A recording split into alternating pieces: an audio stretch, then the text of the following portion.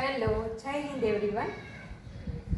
આગળના લેક્ચર્સમાં આપણે સંચાલન વિશે થોડી વાતો કરી હતી, સંચાલનના કાર્યો વિશે આપણે વાતો કરી હતી. હવે નેક્સ્ટ આપણો ટોપિક છે સંકલન. તો સામાન્ય રીતે આપણે સંકલનનો અર્થ એવો કરી શકીએ કે સંકલન એટલે જોડવું. એક તાતણાની અંદર બધી જ વસ્તુને જોડવું, જેને આપણે સંકલન તરીકે ઓળખી શકીએ છીએ. તો જો આપણે સંચાલનના જે કાર્યો વિશે આપણે વાત કરી હતી, કયા કયા કાર્યો હતા, તો કે મહત્વના જે 5 કાર્યો વિશે આપણે વાત કરી હતી. સૌથી પહેલું હતું આયોજન, બીજું હતું વ્યવસ્થા તંત્ર, ત્રીજું હતું કર્મચારીની વ્યવસ્થા ગોઠવવી, ચોથું હતું કર્મચારીને યોગ્ય દોરવણી આપવી અને પાંચમું હતું અંકુશ.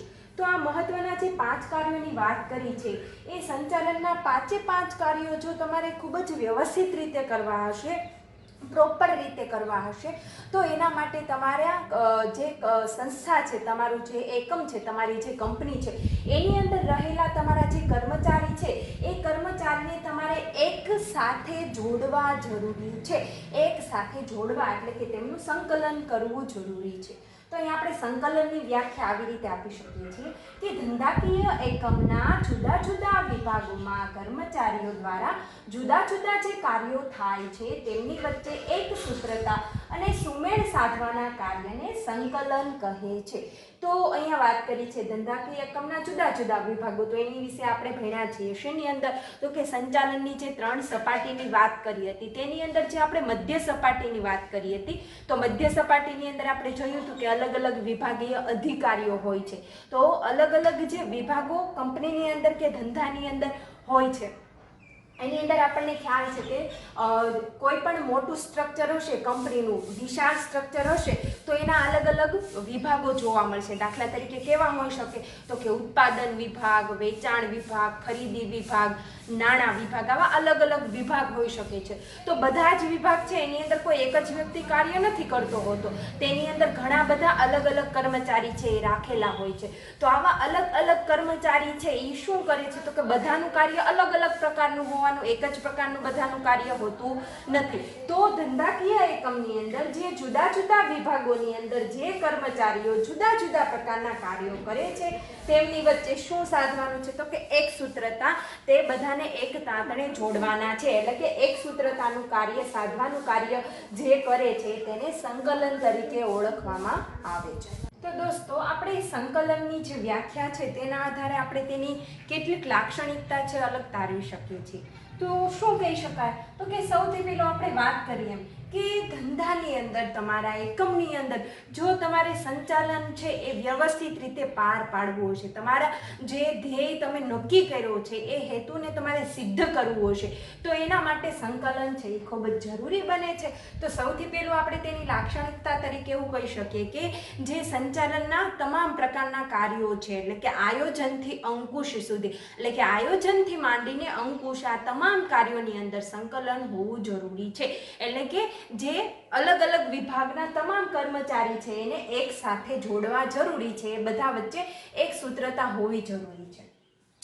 પછી આપણે એવું કહી શકીએ કે સહકાર વગર સંકલન શક્ય નથી. એટલે કે ભલે ધંધાની અંદર કે એકમની અંદર વિભાગો બધા તમે અલગ અલગ જોઈ શકો છો, પરંતુ આખરે એનું કાર્ય શું છે, તો કે ફક્ત એક હેતુ છે, એક ધ્યેય છે ધંધાનો. એ ધ્યેય છે એ સિદ્ધ કરવાનો છે. તમામે તમામ વિભાગ છે એને એ ધ્યેય સિદ્ધ કરવાનો છે. એ ધ્યેય સિદ્ધ કરવા માટે તમામ જે વિભાગો છે એણે ધંધાને મદદ કરવાની છે. તો આપણે એવું કહી શકીએ છીએ કે તમામ પ્રકારના જે કર્મચારી છે એ પછી ભલે અલગ અલગ વિભાગના હોય, તો અલગ અલગ વિભાગના છે ભલે એ અલગ અલગ પ્રકારનું કાર્ય કરે છે, પરંતુ એણે શું કરવું પડશે, તો કે સહકારથી, એટલે કે સંપથી એ લોકોએ કાર્ય કરવું પડશે. એટલે કે સહકાર વગર સંકલન શક્ય નથી. એની આપણે બીજી લાક્ષણિકતા કહી શકીએ છીએ. ત્યારબાદ જે આપણે હેતુ કે ધ્યેય નક્કી કર્યો છે એ ધ્યેય આપણે ક્યારે સિદ્ધ કરી શકશું, તો કે જે ઉત્પાદન માટે તમે જે સાધનોને કામે લગાડો છો, એટલે કે જે તમામ પ્રકારના ઉત્પાદનના સાધનો છે એ તમામ પ્રકારના સાધનોનો તમે મહત્તમ, વધુમાં વધુ, એટલે કે યોગ્ય રીતે ઉપયોગ કરશો તો સંકલન છે એ યોગ્ય રીતે પુરવાર આપણે કરી શકીશું. પછી તમામ પ્રકારના સંચાલનના કાર્યોની આપણે વાત કરીએ એટલે કે આયોજનથી માંડીને અંકુશની અંદર સંકલનનો ઉપયોગ થતો જોવા મળે છે.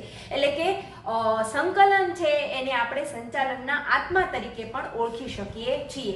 તો આ આપણે સંકલનની લાક્ષણિકતા તરીકે ઓળખી શકીએ છીએ. સાથે સાથે આપણે સંકલનનું મહત્વ કેવું હોય તો એ પણ લાક્ષણિકતા જેવું જ છે. એટલે કે આયોજનથી માંડીને અંકુશ સુધી તમામ પ્રકારના સંચાલનના કાર્યોની અંદર સંકલનનો ઉપયોગ થતો જોવા મળે છે. એટલે કે જો તમારે તમામ પ્રકારના કાર્યો છે યોગ્ય રીતે પુરવાર કરવા હશે તો એના માટે સંકલન ખૂબ જ જરૂરી છે. પછી કાર્યો છે એ તમારે સરળતાથી એને તમારે સફળ બનાવવા છે તો એના માટે એક સૂત્રતા જરૂરી છે. કર્મચારીની અંદર એક સૂત્રતા હોવી ખૂબ જ જરૂરી છે. એટલે ત્યાં પણ આપણે સંકલનનું મહત્વ જોઈ શકીએ છીએ. પછી વાત કરીએ તો આપણે કોઈ પણ કાર્ય જ્યારે કરવાના છીએ તો એ આપણે ક્રમબદ્ધ રીતે કરવાના છીએ. એટલે કે અગાઉથી આપણે જે એનું વ્યવસ્થા તંત્ર એટલે કે તેનો પ્રબંધ જેના વિશે આપણે ભણી ગયા સંચાલનના કાર્યની અંદર તો વ્યવસ્થિત રીતે તમે એનું પ્રબંધ નક્કી કરેલું હશે તો એના આધારે તમે સંકલન છે એ કરવાના છો. એના આધારે તમામ જે કર્મચારી છે એને જોડવાના છો એક કાર્ય કરવા માટે. તો જે કાર્ય છે એ તમે ક્રમ વાઇઝ કરવાના છો. એના કારણે તમારું કોઈ પણ કાર્ય છે એ કરવાનું રહી નથી જતું કે કોઈ પણ કાર્ય છે એ બેવડાતું નથી. એ પણ એનું એક મહત્વ જોઈ શકાય છે. પછી તમામ પ્રકારના કાર્યો કરવા માટે તમે અગાઉથી તે એક વિધિ છે એ નક્કી કરેલી છે, કેટલાક નિયમો નક્કી કરેલા છે અને ક્રમ નક્કી કરેલો છે. તો ક્રમ પ્રમાણે તમે કાર્ય કરવાના છો. એટલા માટે તમામ પ્રકારના જે કાર્યો છે તેનો ક્રમ પણ સચવાઈ રહે છે અને સમયનો પણ બચાવ થતો જોવા મળે છે. અને સૌથી છેલ્લે આપણે એવું કહી શકીએ કે કંપનીનો જે ધ્યેય કે હેતુ તમે નક્કી કરેલો છે એ ધ્યેય જો તમારે પામવો હશે તો એના માટે તમામ પ્રકારના જે કર્મચારી છે એનું જોડાણ ખૂબ જ જરૂરી છે. એટલે કે સંકલનના કારણે તમે જે તમારો ધ્યેય નક્કી કરેલો છે તે ધ્યેયને તમે સિદ્ધ કરી શકો છો. ઓકે, તો સંકલન પછીનો નેક્સ્ટ ખૂબ જ મહત્વનો ટોપિક છે કે સંચાલનના કાર્ય વિસ્તાર. તો સંચાલનના આપણે કાર્ય જોયા હતા પરંતુ એ સિવાયના કેટલાક કાર્ય વિસ્તારો છે કે જેની અંદર આ મહત્વના 4 ટોપિક છે એનો સમાવેશ થતો જોવા મળે છે. તો દોસ્તો આપણે એવું કહી શકીએ છીએ કે સામાન્ય રીતે તમે ધોરણ 11 ની અંદર પણ ઇકોનોમિક્સ ભણી ગયા છો જે ખૂબ જ પાયાનું ગણવામાં આવે છે. તો એની અંદર તમને ખ્યાલ છે તમે માંગ વિશે ભણી ગયા છો. તો આપણે એવું કહી શકીએ છીએ કે ધંધાની અંદર જ્યારે તમારે ઉત્પાદન કરવું છે તો ઉત્પાદનનું કાર્ય છે આપણે સામાન્ય રીતે કોના આધારે કરતા હોઈએ છીએ તો કે બજારમાં એ વસ્તુની માંગ કેટલી છે એના આધારે આપણે ઉત્પાદનનું કાર્ય કરતા હોઈએ છીએ. તો ઉત્પાદનનું કાર્ય છે એ માંગના આધારે નક્કી થતું હોય છે. તો માંગ છે આપણે કોના આધારે નક્કી કરવાના છીએ તો કે બજારના આધારે. એટલે કે બજારની અંદર કેવા પ્રકારની વસ્તુની માંગ છે એના આધારે આપણે નિર્ણયો લેતા હોઈએ છીએ અને માંગનું શું પ્રમાણ છે, કેટલા પ્રમાણમાં લોકોની માંગ છે એ આપણે નક્કી કરતા હોઈએ છીએ. તો બજાર છે એની અંદર આ તમામ પ્રકારના નિર્ણયો છે એટલે કે બજાર સંશોધનની અંદર કરવામાં આવતા હોય છે. તો તમારે ઉત્પાદન વધારવું છે અને માંગ છે એના આધારે કાર્ય કરવું છે. તો તમે તમારા એકમની અંદર ઉત્પાદન વધારશો તો ઉત્પાદન વધારશો એમ શું થશે તો કે ધંધાકીય એકમના ખર્ચા પણ વધવા લાગશે.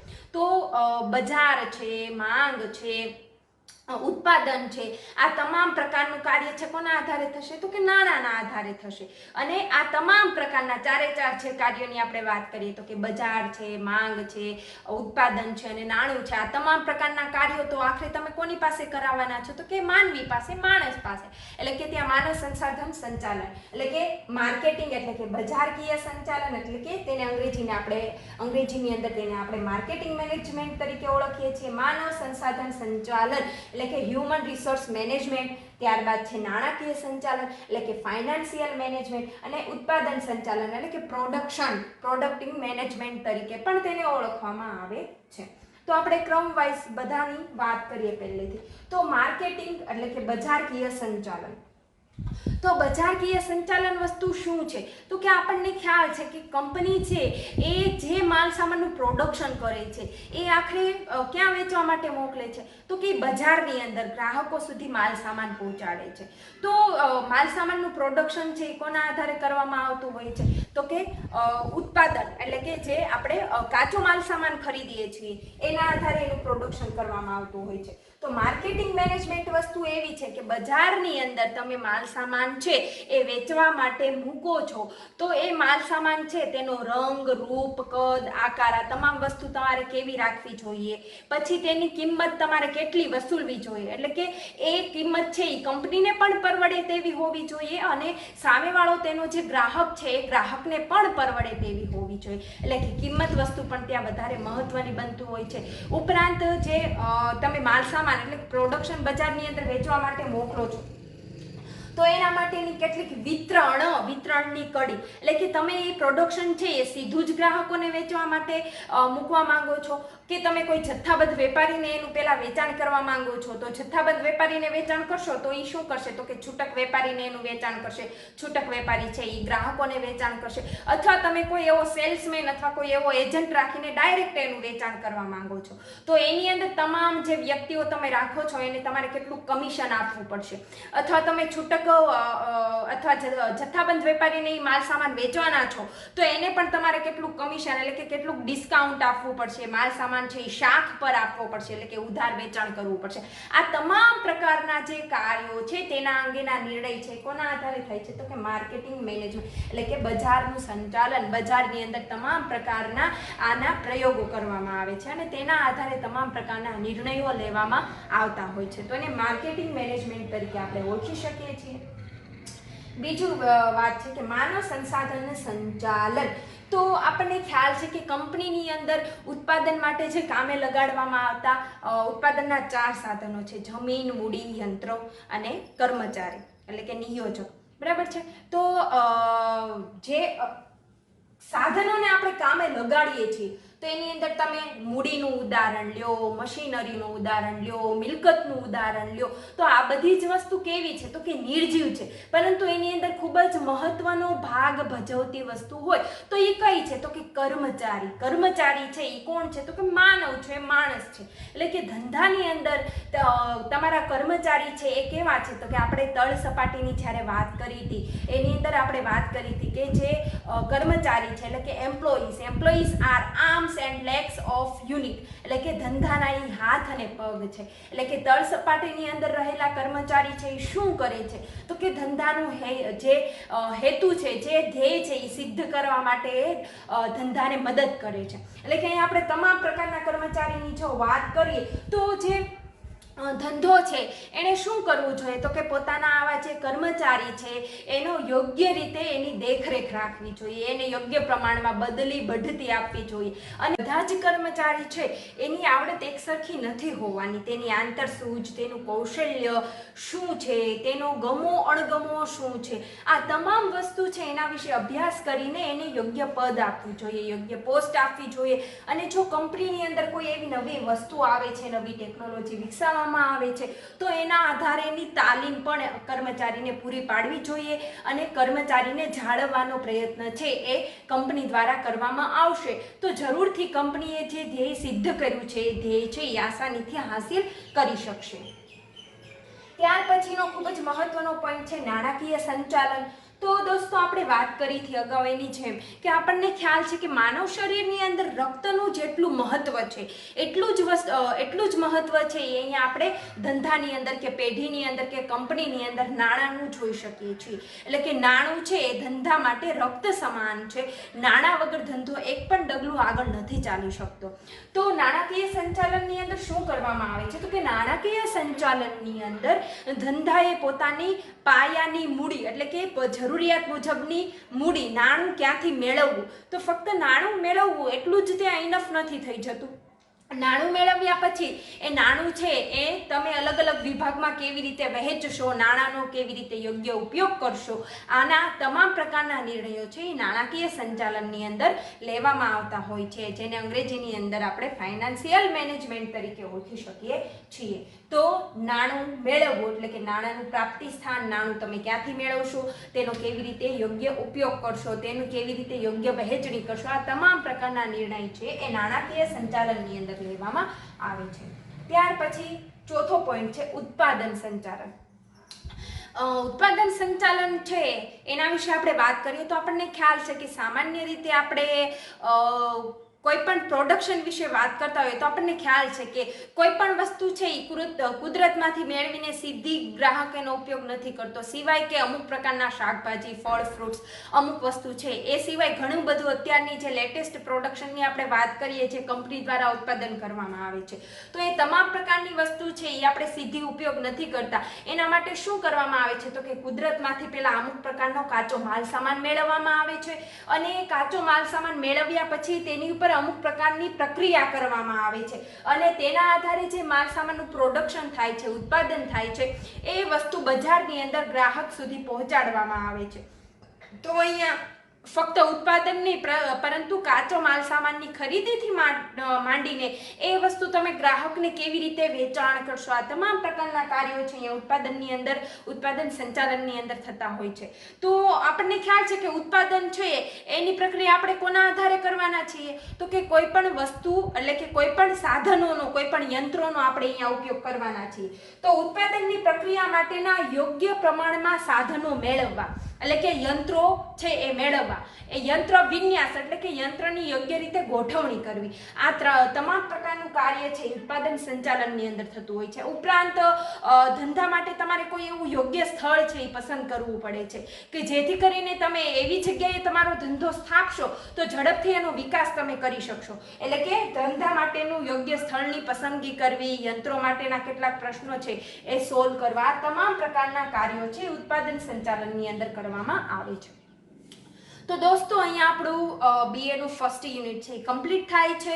તો ખૂબ જ ઇઝી યુનિટ છે અને સાથે સાથે આપણે એવું પણ કહી શકીએ કે ખૂબ જ મહત્વનું પણ યુનિટ છે, કારણ કે સંચાલન માટેનો આ બેઝ છે, પાયો છે.